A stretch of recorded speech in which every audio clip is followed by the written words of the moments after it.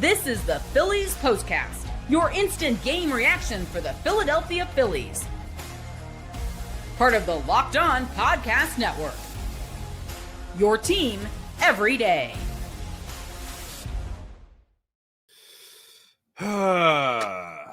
Welcome in, everybody. This is Locked On Phillies Postcast and the Locked On Phillies YouTube channel.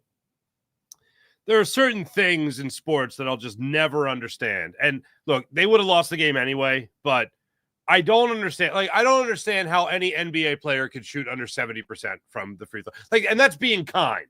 80% really, 90% really. You should actually never miss. Less than 100% should be unacceptable. Anyway, I don't ever understand how anyone in the NBA could be just terrible at free throw shooting. And I can never understand how any relief pitcher can either be extremely slow to the plate, like slow as molasses, or not have a pickoff move at all. Like Jordan Romano does not have a pickup move at all. It puts a runner in scoring position. It puts more pressure on you. It makes you one measly hit away from tying things up, or in this case, losing the game. I don't understand it the least. I also don't understand how Brandon Marsh can hustle his butt off the way he did in the sixth inning to get to a ball and then miss it. And I'm not implying it was an easy play to make. It should have been a lot easier considering he hustled his butt off and very quickly got over there to the left center field gap to try to catch that ball in the air off Bo Bichette's bat. And then he just missed it. It did miss. Simple as that. Ends up as an RBI triple. Tie game. Mick Abel has to leave the game after pitching great through 5 1/3 innings of work. Scoreless, by the way. It was nauseating to watch the way this game went. And all the while, as mad as I might be that Jordan Romano was the man on the mound at the time they lost the game, as mad as I might be that he was called upon to do his job and just left a pitch right out over the middle of the plate in a very smackable area for Kirk, as mad as I am, 0 for 12 between Bryce and Stott, Trea Turner, and Bryce Harper, you're generally speaking not going to do a whole lot of winning. If those guys go a combined 0 for 12, not even a walk amongst the three of them, 0 for 12. And there is no better example of just nauseating than in the fifth inning. You have a situation where you get bases loaded, 1 out. And Evelyn, if you're in the chat, I'm looking at the chat. I don't see Evelyn in it. She tweeted me during their posted, whatever. Evelyn, there you are. She was mad about it too. I was mad about it. She X'd me, tweeted me, posted me. I don't know about her frustration. My rage was growing with every passing inning. Bases loaded, 1 out. Bryce and Stott works a great at bat. 8 pitches, full count. Just misses one. Pops out to third base. Trea Turner. They couldn't have talked about it enough today. How many times did Trea Turner? Oh, man, Trea Turner, you know he's leading the league in hits. Trea Turner's leading the league in hits. No, Trea Turner's leading the league in hits. Trea Turner has the most hits in Major League Baseball. National League, whatever. Great. I think it's all of baseball, actually. 73 coming into tonight. He leaves tonight still at 73 because he was 0 for 4. And he came up to the plate in that fifth inning, now with 2 outs and the bases loaded, and he hit a lazy fly ball to right field. That was the moment in a 1-0 game. Phillies up thanks to Nick Castellanos' solo home run, his sixth home run of the season. I don't want to be bitter about everything tonight. His 6th home run of the season. So it's 1-0. In the fifth inning, you didn't capitalize on that opportunity. You know you had an 8-run game the night before. Putting back-to-back games of mashing numbers, if you will, together might be a little bit of a difficult thing for the Phillies. And if that doesn't sum up the ultimate fear of fears with the Phillies, that 8 runs one night, 1 run the following, with the inconsistencies there, if that doesn't sum it up, I don't know what does. But in the fifth inning, when they failed to score bases loaded, 1 out, I went, this feels like it's going to come back to bite you in the behind. And sure enough, it came back to bite you in the behind. Big old bite in the behind. So that wasn't fun. That was not fun. And then the bullpen tonight. Look at just real quick. Let's just look at the numbers. Okay. Let's just go by the numbers. Okay. Let's paint by numbers here. Okay. Look at your bullpen tonight. Okay. When Mick Abel left the game and Orion Kerkering came in with a runner on third base with one out, I went, it's going to be a 2-1 ball game in favor of the Blue Jays after this. I had zero faith in Orion Kerkering. I thought he was going to give up one hit. The run was going to score. It was going to get charged to Abel. The Phillies are going to be down after the inning. And I thought, oh, there we go. That's that. But hey, at least he limited the damage, right? No, not only he didn't limit there was no damage. Two-thirds of an inning for him. He gets the 2 outs there, 1 strikeout, 11 pitches. He's done. No run score. It's still 1-1. Matt Strahm goes out there, 10 pitches. Nice to see you. 1-2-3 inning for Matt Strahm. Then you go out there and you see Tanner Banks go out. 15 pitches, 1 inning. Perfect. Oh, my goodness gracious. Are we really talking about a perfect pickup by the bullpen for the starting pitcher, Mick Abel? Oh, yes, we are. Orion Kerkering, Matt Strahm, Tanner Banks. Come on, Jordan Romano. Don't blow it. Deborah's watching. And, yeah, he blew it. Look, Marchand, here's what is so crazy to me about Vladimir Guerrero stealing second base in that inning. To go back to one of the things that really annoys me just about sports in general, but particularly, specifically, a reliever not being faster to the plate with a runner on first or having any pickoff move whatsoever, is that two things. One, Vladimir Guerrero Jr. in 159 games last year had, you know how many stolen bases he had? If you haven't looked it up by now, I'll tell you. 2. In 159 games last year, Vladimir Guerrero Jr., 2 stolen bases. Tonight, he had 1 against Jordan Romano. Halfway there. Now, here's how slow you have to be. You have to be so slow to the plate. How slow is he? So slow to the plate that Rafael Marchand, who has a fantastic pop time, has a great arm, had no shot of getting Vlad Jr. at second base. Runner in scoring position just like that. And wouldn't you know it, Jordan Romano then feeling a little bit of the pressure. Left a fastball out over the middle of the plate, and Kirk just went, oh, that's where you're going to put that? That's adorable. Bang. His former catcher put it off the right center field wall. No chance for Rojas to get it, by the way. No chance. I just don't get it. Now, and let me just also explain. I understand that Jordan Romano, you see the thumbnail here. Jordan Romano is the thumbnail there. You know, gives one back to the Jays and all that stuff. I am mad at Jordan Romano, but I am still more mad in a 2-1 ball game at this Phillies offense for not really getting anything going tonight. And overall, I don't even know. I mean, I mentioned the fifth inning there where they had the base little 1 out. Overall on the night, they just had 5 men left on base, 0 for 2 with runners in scoring position. Both came with Trea Turner and Bryce and Stott with the bases loaded there in the 5th inning. That was your only real big opportunity to do anything in the ball game. Other than that, first inning, it went down 1-2-3, 8 pitches. Great. Then you go down in the second inning with Castellanos' only run of the game there. That was the only thing that was good there. Third inning there, Real Muto ended up striking out. Marsh got a 1-out single. Then Stott and Turner both went down. Bryce Harper tonight. This was interesting for Bryce. This was the game I expected for Bryce to have last night, but he actually ended up reaching base 3 times, including the home run. He just missed fastballs, sinkers, whatever, over the middle of the plate tonight in 3-2 counts. First 3-2 count that he had, 7 pitches, got a fastball out over the middle of the plate, swung through it. Good job by Barrios by having some life on that fastball, but Harper just missed it. A little bit later in the game, strikes out again, this time an 8-pitch at bat, this time on a slurve, actually, that was broken out against him. He struck out on that one. That was in the 6th inning. That was before Schwarber went down, and then Bohm went down, grounding out the 3rd. But all in all, I'm watching this game tonight, and I'm just thinking the offense doesn't have. If I'm watching Bryce Harper work into 3-2 counts, and he's not teeing off on pitches, he's getting over the middle of the plate, then the chances are things aren't going to be going well, unfortunately, for the Phils. Kyle Schwarber did get a 1-out base hit. That was in the 4th inning, and then unfortunately Bohm came up, and I believe he swung at the first pitch. What else is new? And grounded out on the 4-3 double play.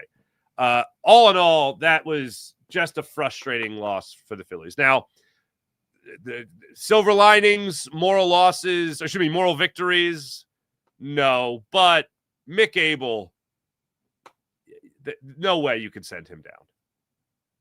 With Aaron Nola expected to have his return pushed back even further now that he had a little pain in his side while he's rehabbing the right ankle. That's never a good thing. There is no way that Mick Abel should be sent back down to the minor leagues. The clock has already started on the young man. He has given you 11 and a third innings of one-run baseball. Don't you go nowhere. Dave Dombrowski, don't you send him anywhere other than being around the big league ball club, because he certainly earned it. What? Watch, why are you talking to me? So for me, I'll lose my damn mind. When we come back, I'll talk about what Mick Abel was able to do tonight for the Phillies. And also we'll get into player of the game. We'll get into the turning point of the game, and we will get into what you'll be talking about tomorrow. That's coming up next. And we'll also get into the check. This is Locked On Phillies Postcast on the Locked On Phillies YouTube channel. Monarch Money. Ever check your bank account and say, hey, where did the money go? There used to be money in here. Now there's not as much money. What's going on there? Well, you have to think of Monarch Money as a personal CFO, giving you full visibility and control over your finances. Monarch Money isn't just a budgeting app. Oh, no, it's a complete financial command center. You can track all your accounts, investments, and spending in one place. You can stop managing your money and start building wealth. Not just managing your money, but building wealth. When I started using Monarch Money, I realized how much money I'm spending. You know what it actually tracked? My kids lose their bottles all the time. They're like little sippy cup bottles, so they don't spill all over the sofa or the living room rug, you know? And I was like, oh, that's racking up when I spend to this account. So let me wrap that up a little bit. Instead of juggling multiple apps, you can use Monarch Money to check your finances, track spending, and even plan long-term goals. Maybe you just got married. Maybe you got into a committed relationship. Sharing accounts. Monarch Money can help with that as well. Take control of your finances with Monarch Money. Use promo code LOCKEDONMLB at monarchmoney.com for 50% off your first year. That's monarchmoney.com, promo code LOCKEDONMLB for half off your first year. Supplyhouse.com. Get the supplies you need from the site made for the skilled trades. Supply House. Supplyhouse.com. Whether you're plumbing, HVAC, or electrical work, Supplyhouse.com is reliable and the reliable way to order products online. Their easy-to-use website is packed with helpful resources and the latest product info to help you get the job done right. Plus, with a complete inventory of over 200,000 parts. What? There's that many parts? Yes, there are.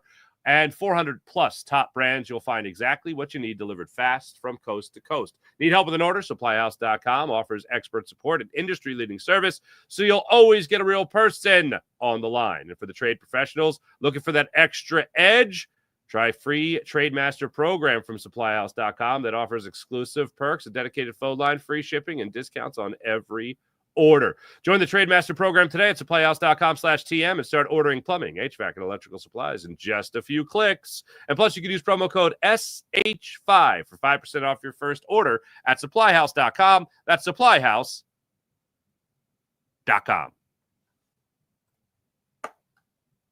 All right, player of the game. This is the Locked On Player of the Game.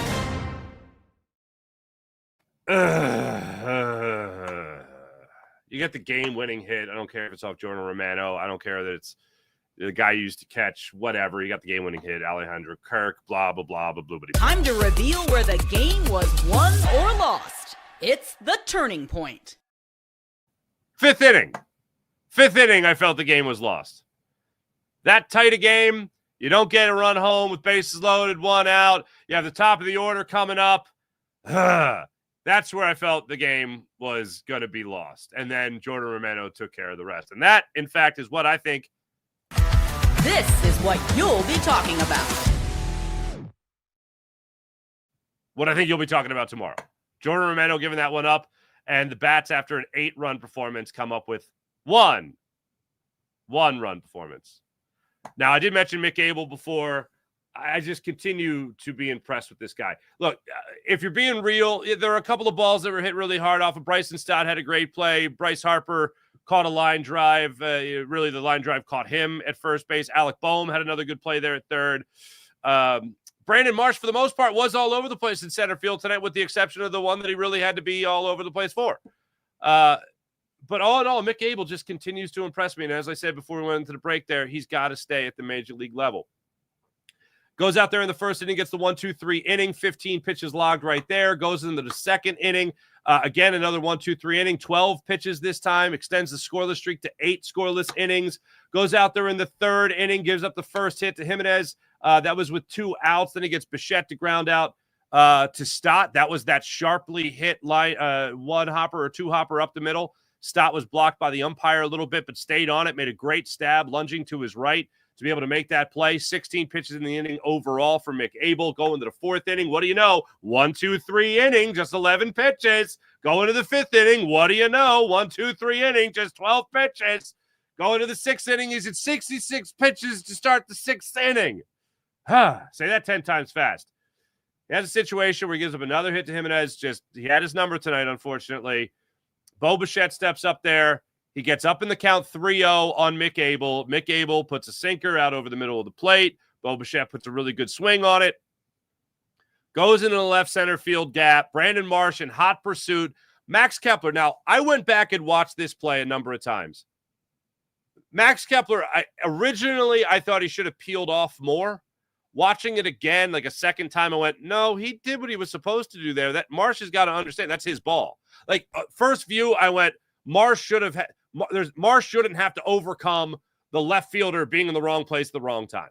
And then I looked at it and I'm like, no, he's making the right play because he doesn't know for sure if Marsh is going to get there. So he's got to be in pursuit of it. He made the right decision. Max Kepler peeled off, drifted into, closer to the wall. Brandon Marsh was there to make the play and he alligator armed it.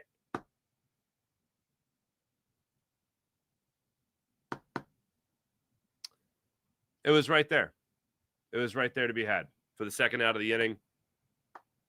And who knows? Maybe in that situation, Jimenez is taking off, thinking it's not going to be caught. Maybe a double off first. I don't know. That probably doesn't happen. But a man can dream, can he? So that was rough. But that was the end of it for him. And you could see him there in the dugout, knowing that he's no longer going to be the pitcher of record because the game's tied, so even if Kerkering gets out of it, you're not going to pick up your second win in as many starts. And I know that wins don't mean what they used to, but still, you want to win.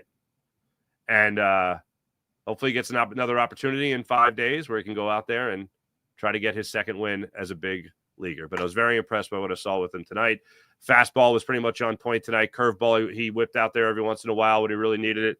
All in all, I was just very impressed by what he was able to bring to the table. Not that many strikeouts, but when he needed ground balls, for the most part, he got those ground balls. So more power to Mick Abel. Let's get into the chat check and see. Lineup today overall. I didn't show you guys that yet. I mentioned Stott, Turner, Harper, 0 for 4, 0 for 4, 0 for 4. 4 strikeouts, by the way. 2 by Turner, 2 by Bryce Harper. Not a walk. Not one walk between the three of them.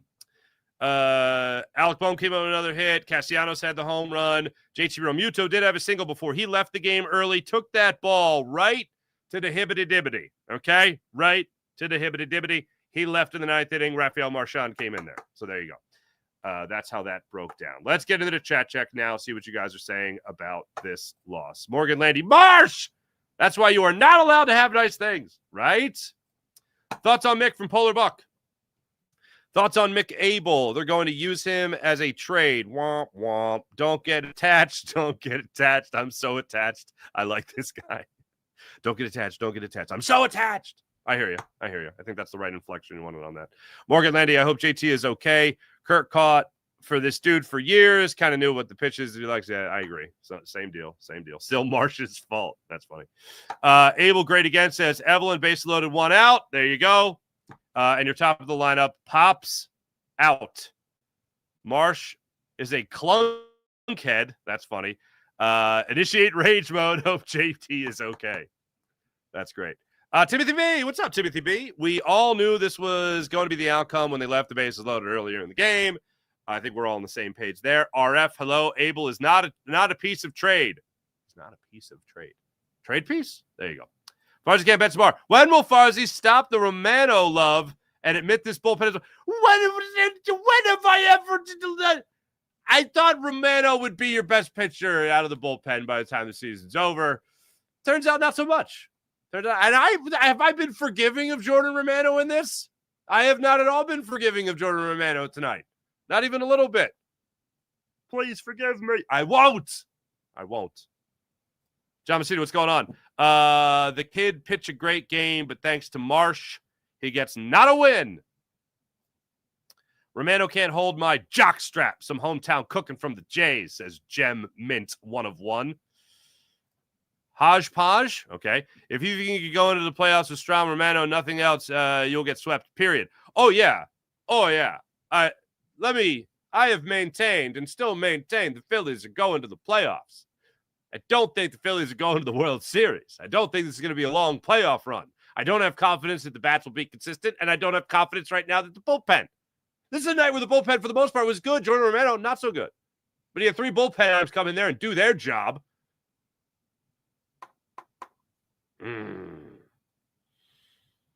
Playoff team, but not a long playoff run.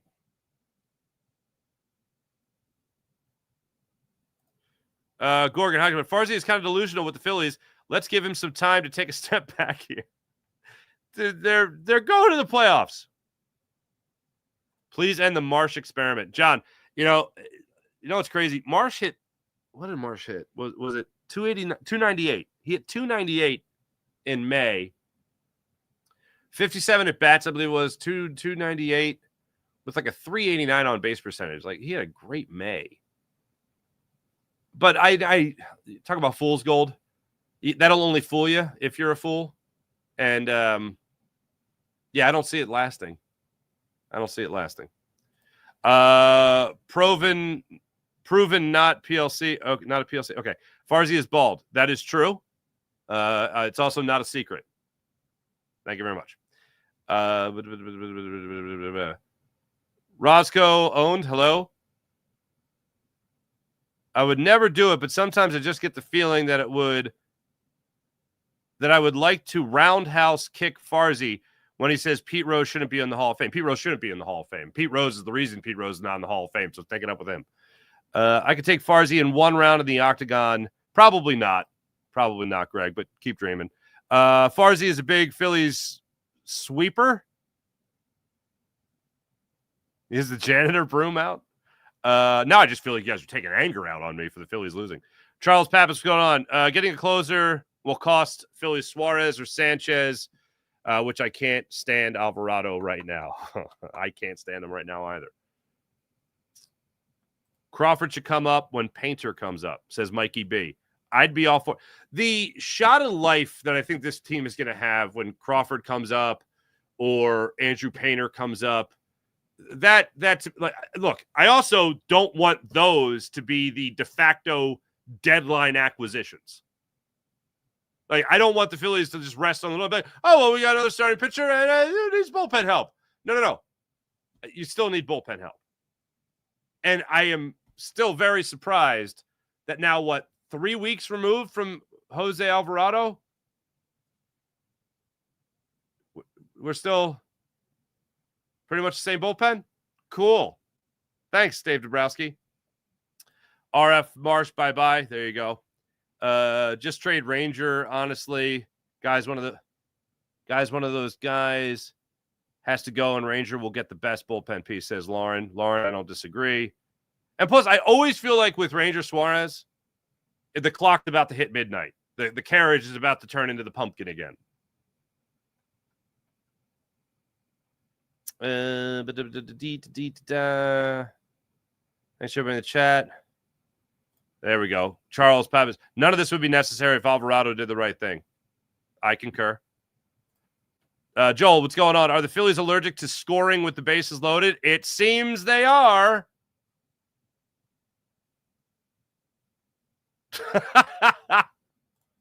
Matt Kors, what's going on? Farzi, if you honestly can't bench the bar, I like how this has just started a conspiracy. If you honestly can't bench the bar, even after 3 espressos and a fresh Mott slice, would you just tell? That's great. I thought my hairline was bad, then I saw far. How did it? I'm bald. There is no hairline. Come on, man. That's the whole point of being bald. Oh, you have a receding hairline. No. It's receded. Why is it? Just why is Sirianni's older brother doing Locked On Phillies? Hey, he's older than me. Thank you very much. Mikey B, for the love of God, please bring Marsha or Crawford up. Sorry. Please bring Crawford up. I'm with you.